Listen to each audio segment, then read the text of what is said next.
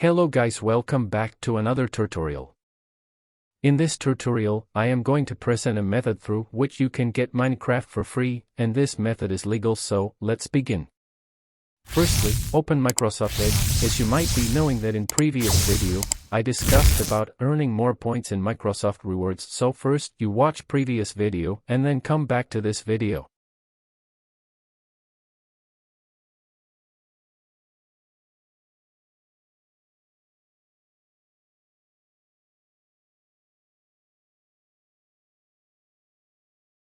So, first open Microsoft Rewards website.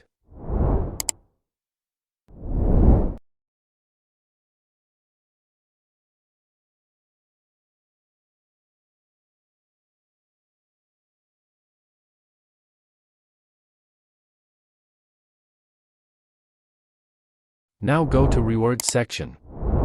Now, in Rewards section you can get Amazon gift card. When you redeem Amazon gift card from all accounts, you can add to your Amazon Pay balance and then head on to buy Minecraft with Amazon Pay balance. So, this is how you can get Minecraft for free in a legal way. Thank you for watching this video and don't forget to like and subscribe this channel for more tutorials like this. Bye.